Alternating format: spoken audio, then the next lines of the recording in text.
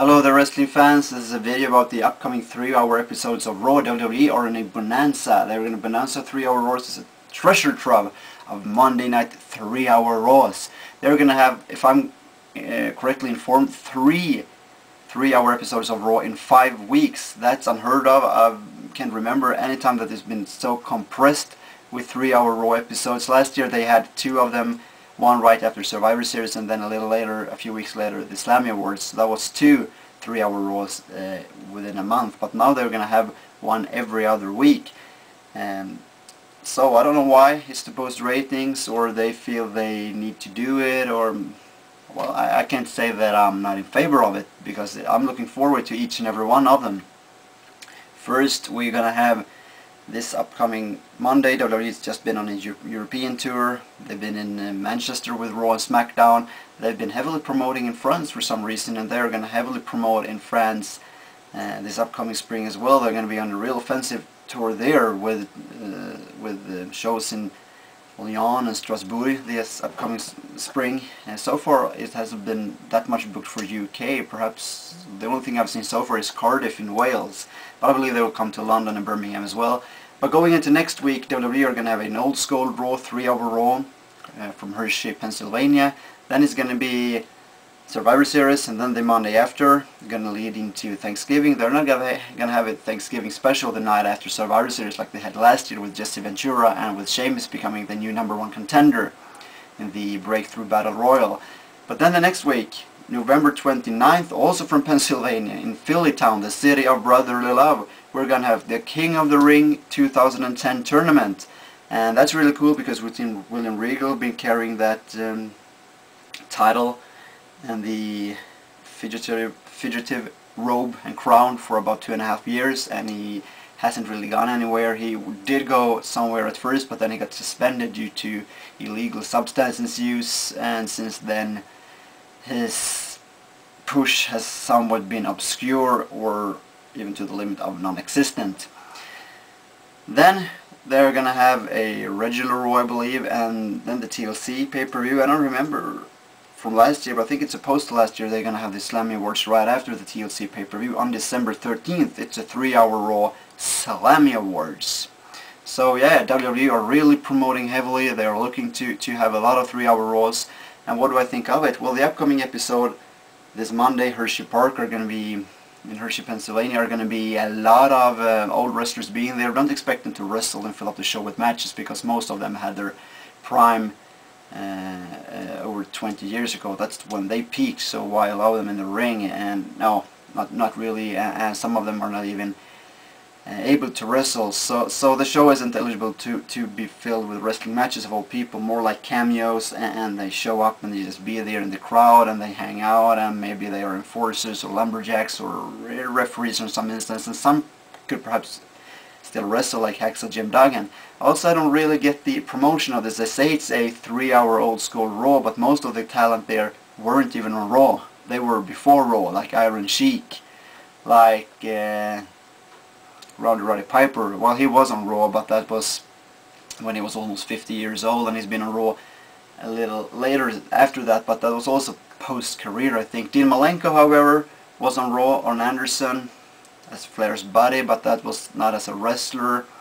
So a lot of wrestlers, Superfly Jimmy Snuka was never a wrestler on Raw to that extent. Hacksaw Jim Duggan was for 1993, perhaps into 1994, and they made his late comeback a few years ago, but that wasn't really the most significant part of his career. So I don't understand. It sounded like last night on Raw, Cole said we're gonna have an old school Raw. Depends on how you interpret that sentence. If it's old school and a Raw, and old school on Raw, that's okay, but it's not an old school Raw to the extent of a Raw from the past, if you understand what I mean. And once again, I don't expect it to be a lot of wrestlers being in there. We're going to have IRS is going to be there. He's a booker and working in the WWE right now. He was also a part of the early stages of Raw from 1993 to 1995. So it's going to be interesting, and hopefully they will bring back Bret Hart once again, because still under contract with the WWE. He appeared on the post-Calgary Raw show a few weeks ago on Raw on a Monday, but he hasn't been used that frequently, and he's perhaps more of an agent for the WWE and just a portal figure for the WWE. But still, they need to, by bringing him in, I think he should be there. And it's also going to be apparently all Raw and SmackDown Superstars there as soon, as it always is, as soon as WWE has a 3-hour episode of Raw, both for good and for bad. Then we have November 29th, which is 8 days after Survivor Series. They have the King of the Ring tournament, and this is going to be really interesting. The 2008 version didn't work out as well as I hoped it would. They were way too short matches and started out really good. I believe it was Chris Jericho versus... Oh, it was CM Punk versus MVP, I think it was. And then it was Chris Jericho versus... Well, at least the four first guys were MVP, Chris Jericho, Matt Hardy, and CM Punk walking into the tournament. That's the top tier of the brackets. Then in the lower part you got Finlay versus Great Khali. Of course, Great Khali could be in there. And then you had William Regal versus Hornswoggle. And he defeated Hornswoggle in about 20 seconds, and then went on to beat an injured Finlay, and then went on to beat, in the only match that really proved something for him, he went in to beat CM Punk in the finals. And they also had this Barack Obama, because it was the election year, they had Barack Obama, Hillary Clinton, McCain showing up there with their contribution to the show and talking to the wrestling community and the wrestling fans. Also had the Hillary Clinton versus, she wrestled some other woman, was it Palin or something like that, and well, imitations, of course, impressions of these people, and Bill Clinton was outside the ring trying to cheat on and help his wife win.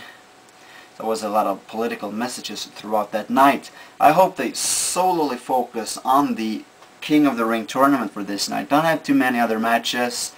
Of course you have to build for the main event for the next pay-per-view, but don't fill in the show with, like, I bet it's going to be, of course, a Raw and SmackDown stars in the tournament, but don't bring in too many other SmackDown talents, because focus on the tournament, have the tournament matches, that's 7 matches, give them lengthy time and exposure to develop and make it mean something to win the tournament. It's a grueling battle, so you have to win 3 matches in one night.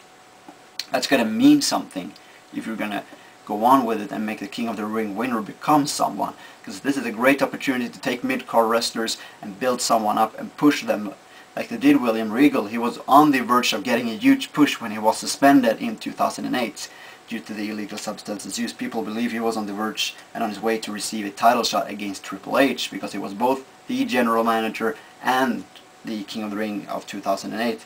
And he might have as well have booked his way against Hornswoggle and then an injured Finlay to win the tournament, to build even more heat. But still, then you can have like this big main event, build for the title match and have a 5-on-5 or something.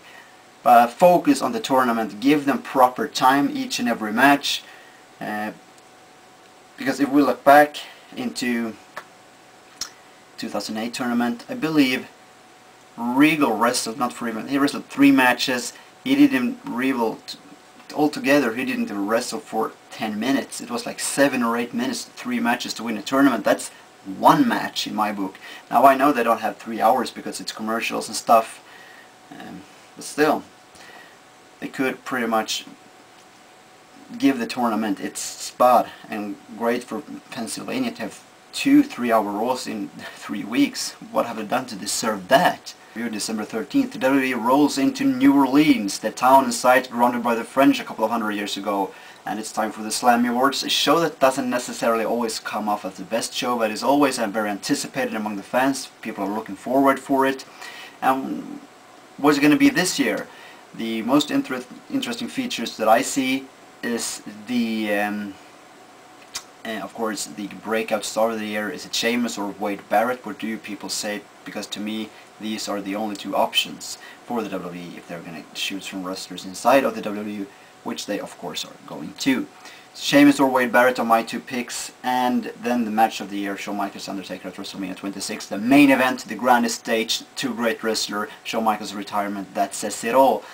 Are there any combatants that could steal the show when it comes to that prize, the Match of the Year award? Perhaps Daniel Bryan Dolph Ziggler was a very good match, but compare it to an opener on a bragging rights pay-per-view to a main event at WrestleMania, it's hard to outshine that match, especially Shawn Michaels, of course. And it's his retirement match that makes it even bigger. So that's what you can look forward to. However, other than that, I like to just highlight Daniel Bryan, what a push he's getting. Now he's main eventing Raw, he's winning matches, and he's having great matches, and he's, wow, put over, and the crowd loves him. What a wrestler and what a breakout year he has had in the WWE. Also look into my video of what is a great heel, what are the most typical heel traits, heel characteristics, heel actions, and I'm gonna make a video in the future of the top 20 heel characteristics, traits and actions and mannerisms of a heel. What is a true heel? What is the anti-face supposed to do to not be a face, but that makes him stick out as a heel?